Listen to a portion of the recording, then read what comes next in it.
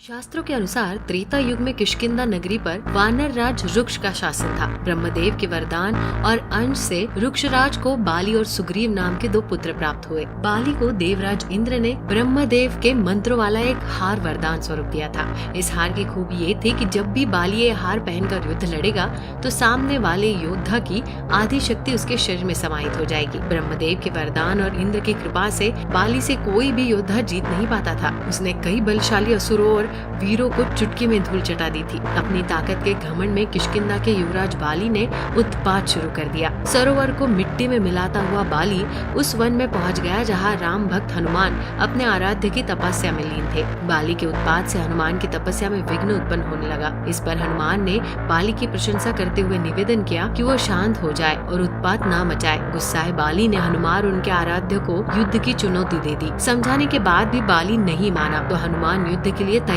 हो गए। भगवान हनुमान और बाली के बीच युद्ध की घोषणा होते ही सृष्टि में हाहाकार मच गया। इंद्रदेव और ब्रह्मदेव चिंतित हो गए। युद्ध से होने वाले प्रलय को रोकने के लिए स्वयं सृष्टि के रचयिता ब्रह्मदेव धरती पर अवतरित हुए और हनुमान से मिलने पहुँचे। ब्रह्मदेव ने हनुमान से युद्ध न लड़ने की विनती की, लेकिन हनुमान न माने। हनुमान ने कहा कि बाली ने यदि उनका अपमान किया होता तो वो उसे क्षमा कर देते, लेकिन बाली ने अहंकार में आकर उनके आराध्य को कटु वचन कहे तो उसे इसका परिणाम भुगतना ही होगा। हनुमान का क्रोध देखकर ब्रह्मदेव ने हनुमान से कहा कि वो युद्ध में अपनी ताकत का केवल 10वां भाग लेकर ही जाए, बाकी देहरी में बांध दे, अन्यथा सृष्टि नष्ट हो जाएगी। हनुमान ने ब्रह्मदेव की बात मान ली और अपने बल का केवल 10वां हिस्सा लेकर युद्ध के लिए बाली के समक्ष पहुंच गए। विरोधी योद्धा का आधा बल हासिल करने का वरदान पाने वाला बाली जब युद्ध के लिए हनुमान के सामने आया तो हनुमान का आधा बल उसके शरीर में समा गया। हनुमान का बल जैसे ही उसके शरीर में समाया तो उसका आकार बढ़ने लगा और उसका शरीर फूलने लगा। आधा बल समाहित होने से उसके शरीर की नसें फटने लगी। बाली का शरीर इतना अधिक बल नहीं संभाल पा रहा था और उसकी हालत खराब हो रही थी। ब्रह्मदेव की बात सुनकर घबराया बाली